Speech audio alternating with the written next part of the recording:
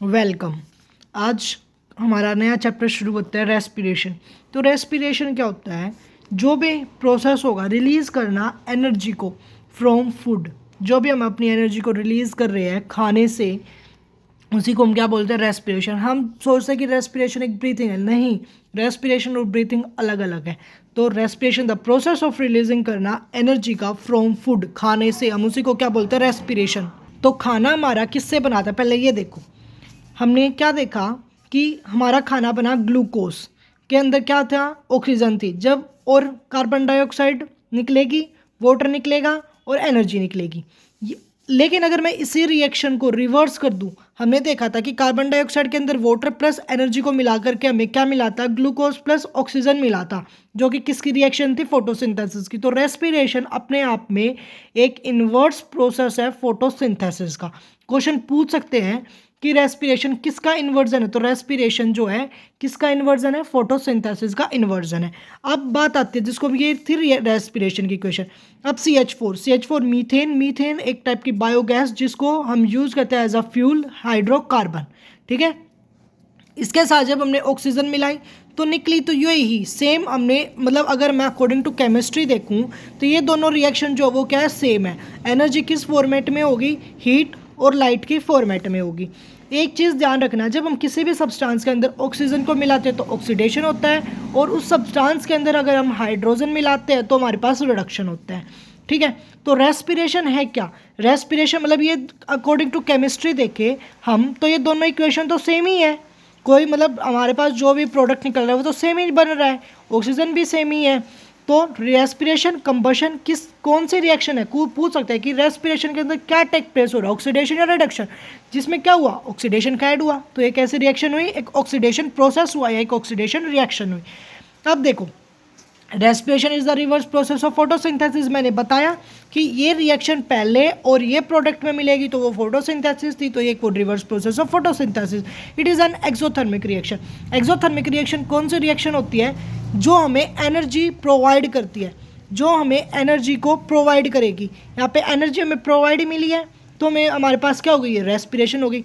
लेकिन अगर मैं फोटोसिंथेसिस की बात करती तो हम जो एनर्जी थे वो उसको दे रहे थे, मतलब एनर्जी को हम दे रहे थे, हमने एनर्जी को रिलीज़ नहीं किया था, तो हम एनर्जी को दे रहे थे, तो वो क्या हुई? एंडोथर्मिक। जब हमने उसको एनर्जी दी तो एंडोथर्मिक, और जब एनर्जी रिलीज हुई तो एक्सोथर्मिक। ओके। नेक्स्ट वन आता है हमारे पास कि एक कैटाबॉलिज्म प्रोसेस है। अब बात आता है कि कैटाबॉलिक प्रोसेस होता क्या है? तो कैटाबॉलिक प्रोसेस एक टाइप का रेस्पिरेशन का प्रोसेस होता है जो अपने आप में टूट टूट कर होता है। ठीक है। अब इसके लिए हम बात करते हैं पहले मेटाबॉलिज्म्स। मेटाबॉलिज्म क्या होता है? तो अब आता है हमारे पास मेटाबॉलिज्म। मेटाबॉलिज्म्स क्या होता है? जितनी भी केमिकल रिएक्शन टेक प्लेस करती है हमारी बॉडी के अंदर, एक लिविंग ऑर्गेनिजम्स की बॉडी के अंदर जितनी भी केमिकल रिएक्शन टेक प्लेस करती है, उन सभी का जो सम होता है, हम उन्हीं को क्या बोलते हैं? मेटाबॉलिज्म्स बोलते हैं। अब मेटाबॉलिज्म्स टू पार्ट्स में डिवाइडेड होगा, एनाबॉलिज्म्स एंड कैटाबॉलिक। कैटाबॉलिक जहाँ पे रेस्पिरेशन होगा, मतलब जो टूट टूट करके होता है, मतलब एक जगह यहाँ यहाँ यहाँ ऐसे, और एनाबॉलिज्म्स में फोटोसिंथेसिस जो सिंथेटिक बनता है। अब उसके बाद आता है साइट ऑफ रेस्पिरेशंस। हमारे पास एक बॉडी होगी, बॉडी के अंदर क्या होती है? सेल्स होते हैं। सेल को ही हम structure unit of A life बोलते हैं। सेल के अंदर एक लिक्विड पाया जाता है जिसको हम क्या बोलते हैं? साइटोप्लाज्म। सेल्स के अंदर एक लिक्विड पाया जाता है जिसको क्या बोलते हैं? साइटोप्लाज्म बोलते हैं। अब उसके बाद आता है कि सेल के अंदर माइटोकॉन्ड्रिया भी होता है। जो मेन अब जो किस्सा है ना, जो साइट ऑफ रेस्पिरेशन है, वो क्या है? हमारे पास माइटोकॉन्ड्रिया ही है। इसी वजह से हम उसको power house of the cell या फ्यूरेंस ऑफ द सेल भी बोलते हैं, क्योंकि जो रेस्पिरेशन जो होगा वो कहाँ पर टेक प्लेस करेगा? माइटोकॉन्ड्रिया के अंदर ही टेक प्लेस करेगा। जैसे ही हमने फूड को लिया, डाइजेशन हुआ, डाइजेशन हो गया, जो खाना था वो ग्लूकोज बनेगा। ग्लूकोज जो होगा वो हमारे अब कहाँ पे जाएगा? ब्लड के अंदर। ब्लड से कहाँ पे? सेल्स के अंदर, मतलब ब्लड वेसल्स के अंदर, और सेल से कहाँ पे जाएगा? माइटोकॉन्ड्रिया के अंदर।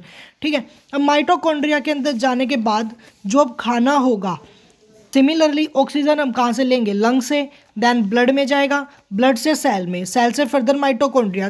तो जो भी ये सब जो यहाँ से आया और जो ये ऑक्सीजन हमने लिया आपस में, मतलब ऑक्सीजन और जो माइटोकॉन्ड्रिया होगा, इधर से तो हमने ऑक्सीजन ली जो सेल्स के अंदर आई और देन माइटोकॉन्ड्रिया के अंदर, और उधर से जो भी हमने खाना जो लिया था ग्लूकोज की फॉर्मेट में आया, दोनों के दोनों मिलेंगे आपस में और क्या बना देंगे? CO2 plus H2O plus energy. और ये ही जो प्रोसेस था वो ही क्या था? रेस्पिरेशन। देखो, हमने ये वाली रिएक्शन पढ़ी थी कि ग्लूकोज प्लस ऑक्सीजन और हमें ये जो मिला था ये कैसे बना, ये तो हमने कैसे लिया, फूड से लिया, इनटेक किया एंड देन हमने उसका डाइजेशन किया, फिर ग्लूकोज की फॉर्मेट में बना और फिर वो ब्लड में, देन सेल्स, देन माइटोकॉन्ड्रिया में। सिमिलरली ऑक्सीजन हमने सांस से ली, मतलब हमने सांस लिया लंग्स के थ्रू, ब्लड, ब्लड से ब्लड वेसल, सेल्स और सेल्स से हमारे पास कहाँ पे जाएगा, माइटोकॉन्ड्रिया में। जब ये ग्लूकोज और ऑक्सीजन आपस में मिलेगी तो ये हमारे पास प्रोडक्ट देगा और इसी को हमने रेस्पिरेशन बोला। तो ये ही मेन किस्सा यहाँ पे समझा रखा था कि ये रिएक्शन कैसे बनी, तो वो रिएक्शन ऐसे बनी। आया समझ।